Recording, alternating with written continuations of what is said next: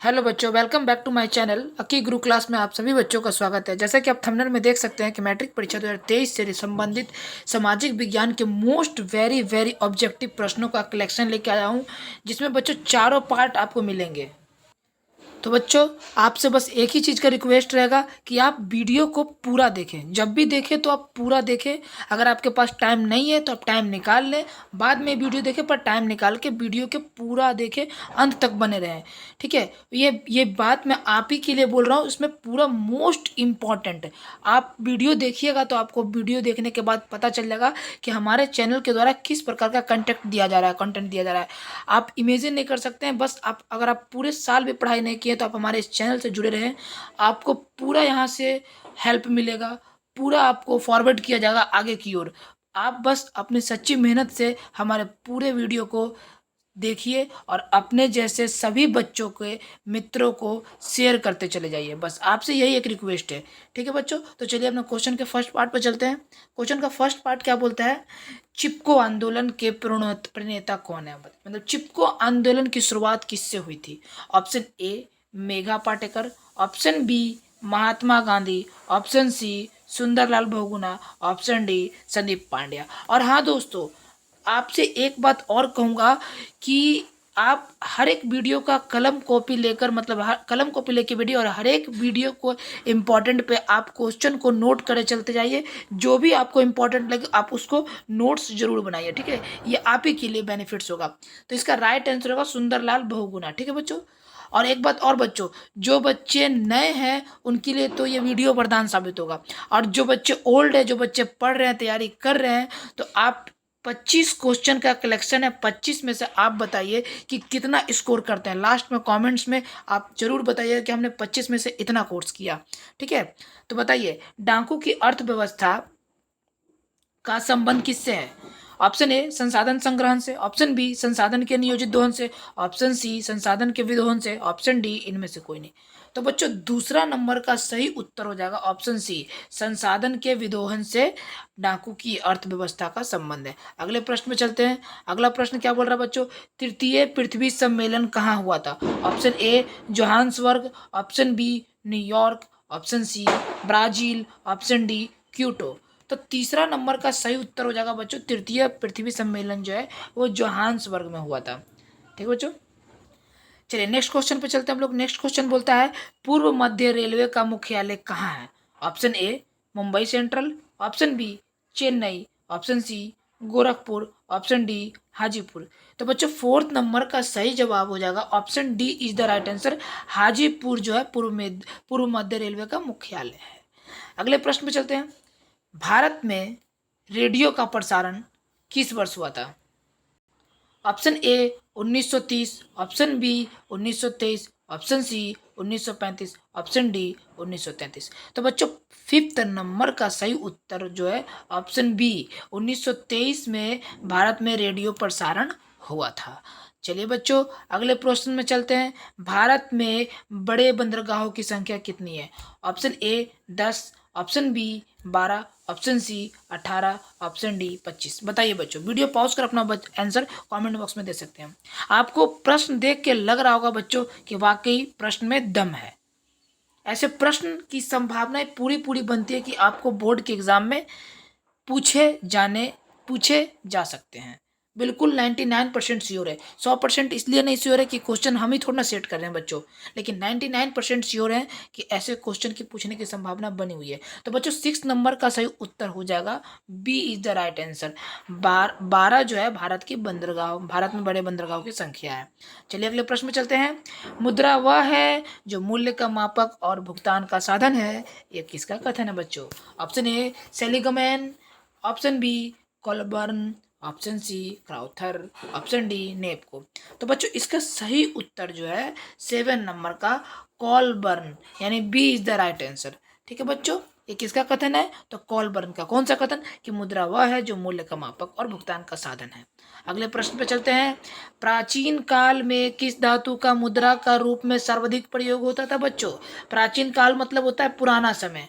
तो बच्चों बताइए, प्राचीन काल में सबसे ज्यादा उपयोग होने वाली वस्तु बच्चों चांदी और सोना है। आप तांबा मत मार दीजिएगा, लोहा मत मार दीजिएगा। तांबा जो है वो सबसे पहली धातु है जिसका उपयोग किया था, लेकिन यहाँ पे प्राचीन काल में मुद्रा के रूप में, ये मुद्रा के रूप में पूछ रहा है। यानी कि मुद्रा किसे कहते हैं? जो हमारी फाइनेंशियल चीज़ों को पूरा करता है, ठीक है, आर्थिक स्थिति को जो पूरा कर सके, आर्थिक मुद्रा है ना। मुद्रा मतलब पैसा, मनी। और ये मुद्रा बोल रहा है कि मुद्रा सर्वाधिक किस धातु का प्रयोग हुआ है? तो सोने और चांदी के सिक्के हुआ करते थे बच्चों, ठीक है। चलिए अगले प्रश्न में चलते हैं। किसने कहा था कि आधुनिक विश्व में उद्योग मुद्रा रूपी वस्त्र धारण किए हुए हैं? Option A Crowther, option B Marshall, option C Pigou, option D Trescott. तो बच्चों 9 नंबर का सही उत्तर हो जाएगा option C is the right answer. Pigou ने कहा था कि आधुनिक विश्व में उद्योग मुद्रा रूपी वस्त्र का धारण किए हुए है।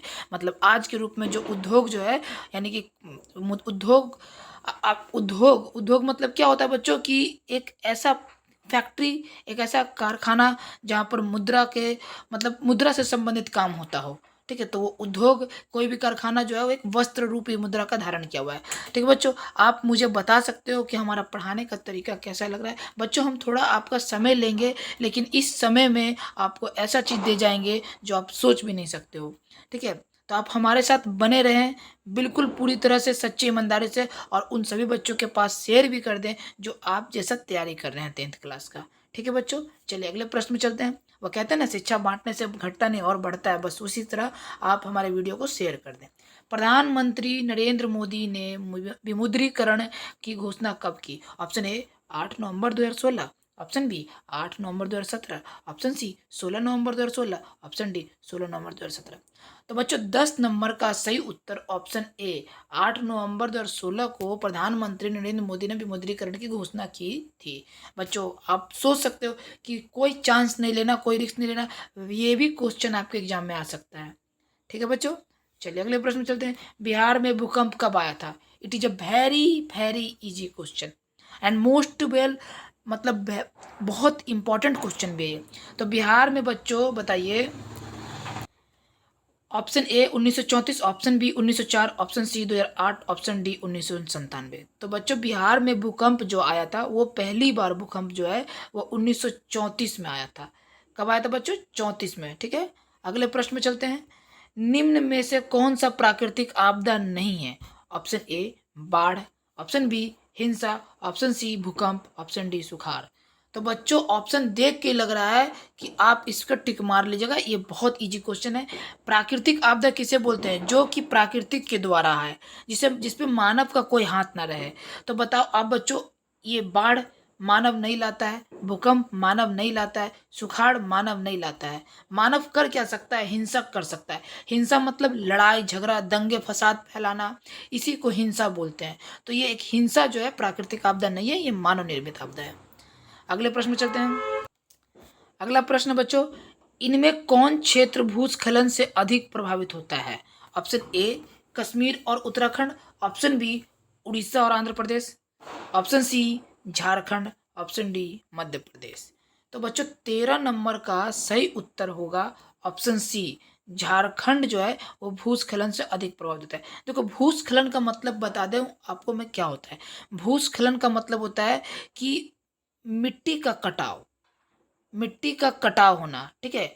यानी कि मिट्टी नीचे से भुरभुरी खोखली होते जाती है और ऊपर से बिल्कुल वैसी रहती है जैसे वो दिखती है, और उसके बाद जब नीचे से खाली होने के बाद अचानक ही वो गिर जाती है, उसी प्रक्रिया को भूस्खलन कहते हैं, ठीक है।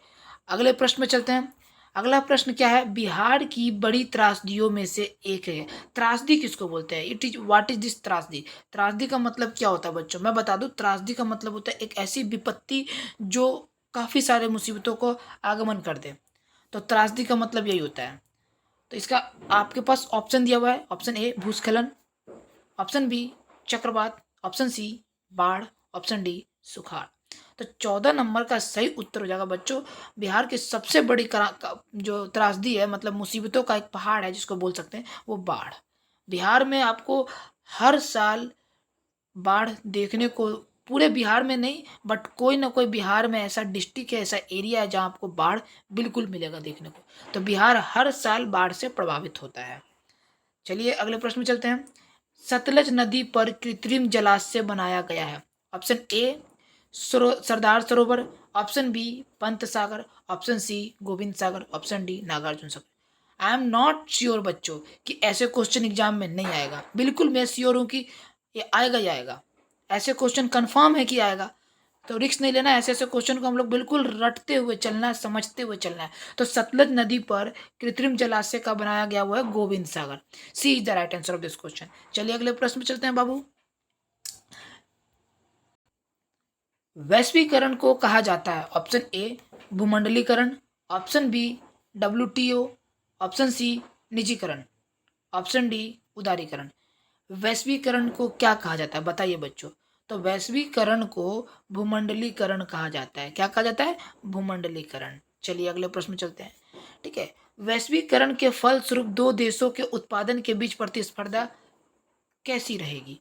कम हो जाएगी, बढ़ जाएगी, घटती बढ़ती रहेगी, कोई परिवर्तन नहीं होगा। तो बच्चों वैश्वीकरण के फलस्वरूप जो दो देशों की उत्पादकता जो है वो क्या होगी? बढ़ जाएगी। यानी B is the right answer of this question. देखो वैश्वीकरण का अर्थ मैं समझा दूं आपको क्या होता है। एक्चुअली वैश्वीकरण जो है ना वो एक ऐसी प्रक्रिया है जो आपको किसी दूसरे देश से जोड़ के रखती है। किस चीज में जोड़ के रखती है? तो वो आपको उत्पादन के क्षेत्र में, उद्योग के क्षेत्र में, काम करने के क्षेत्र में, मतलब आप एक साथ मिलकर वैश्वीकरण करके आगे की ओर बढ़ सकते हैं। उसी का वैश्वीकरण का सही अर्थ होता है बच्चों। ठीक है, वैसे तो वैश्वीकरण के एक अर्थ नहीं, आप सबकी अपनी अपनी भाषा है, अलग अलग तरीके से सीख सकते हैं, पर वैश्वीकरण का 99% सभी भाषाओं को मिलाकर अगर निचोड़ निकाला जाए तो एक ही मतलब निकलता है कि वो किसी सभी देशों को मिला जुलाकर एकजुट करके किसी कार्य को किया जाए, किसी भी कार्य को एक साथ संपन्न किया जाए। ठीक है, चलिए अगले प्रश्न में चला जाता है। वैश्वीकरण की प्रमुख विशेषता उद्देश्य क्या है? देखिए अभी मैंने बताया वस्तुओं का मुक्त प्रवाह, ऑप्शन बी पूंजी का मुक्त प्रवाह, प्रौद्योगिकी का मुक्त प्रवाह, इनमें से सभी। तो बच्चों वैश्वीकरण का प्रमुख जो उद्देश्य है वो इनमें से सभी। D is the right answer of this question. ठीक है, क्योंकि वैश्वीकरण का मतलब ही होता है मिल के काम करना है। नहीं, वस्तुओं का मुक्त प्रवाह किया जाएगा, पूंजी का भी प्रवाह किया जाएगा, प्रौद्योगिकी का भी किया जाएगा प्रवाह, मतलब ऑल ऑफ दिस बच्चों। ठीक है, सभी चीज़ों का।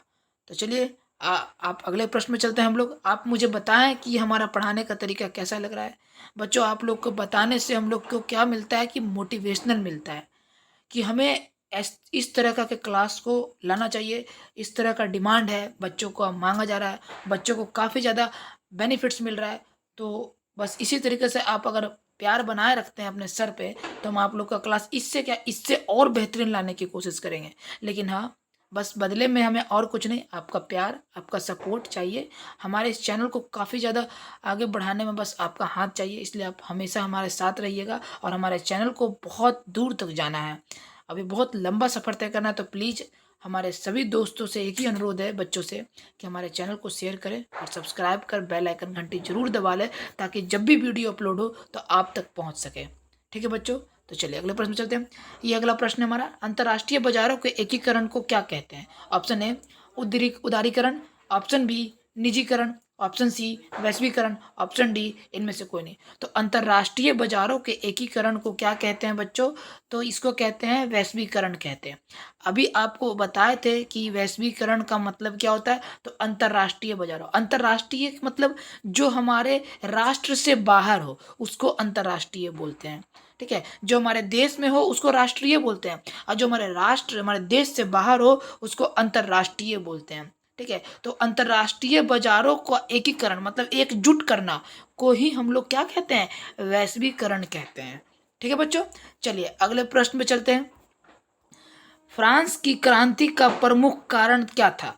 ऑप्शन ए प्रजातंत्र शासन, ऑप्शन बी निरंकुश शासन, ऑप्शन सी गिरफ्तारी पत्र, ऑप्शन डी मनसबदारी प्रथा। तो बच्चों 20 नंबर का सही उत्तर होगा, क्या होगा?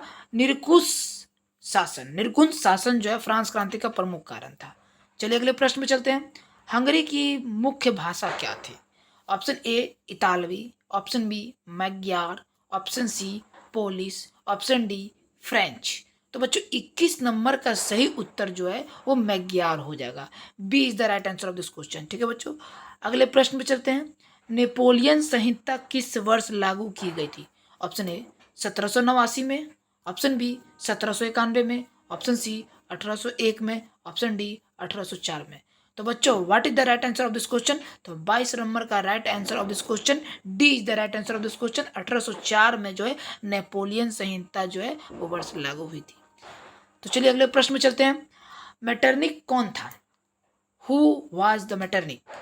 ऑप्शन ए ऑस्ट्रेलिया का चांसलर, ऑप्शन बी फ्रांस का सम्राट, ऑप्शन सी रूस का जार, ऑप्शन डी प्रसा का चांसलर। तो 23 नंबर का सही जवाब हो जाएगा मेटरनिक जो है वो ऑस्ट्रेलिया का चांसलर था। ऑस्ट्रेलिया का चांसलर कौन था? तो मेटरनिक। इस तरीके से आप याद भी करते चलिए बच्चों। मेटरनिक व्यवस्था का उद्देश्य क्या था?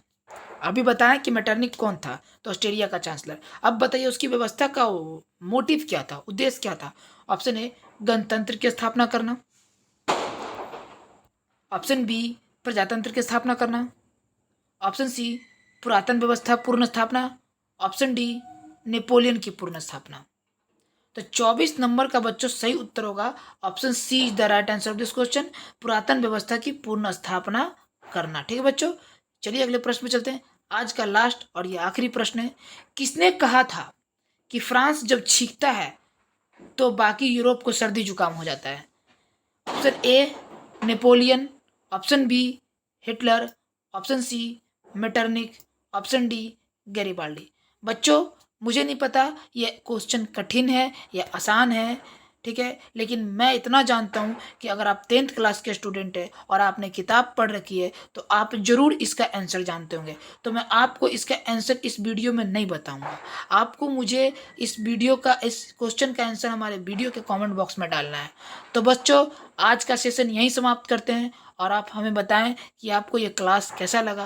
अगर आपको ये क्लास अच्छा लगा तो आपसे एक रिक्वेस्ट है, आप हमारे इस चैनल को सब्सक्राइब कर लें और बेल आइकन घंटी दबाना ना भूलें ताकि जब भी वीडियो अपलोड हो तो आप तक पहुंच जाए, और अपने सभी दोस्तों के पास शेयर करें जो एग्ज़ाम की 10th क्लास की तैयारी कर रहे हैं। ठीक है बच्चों, तो बस आज के लिए इतना काफ़ी है। मिलते हैं अगले वीडियो में, तब तक के लिए बाय बाय, टेक केयर, जय हिंद, जय भारत।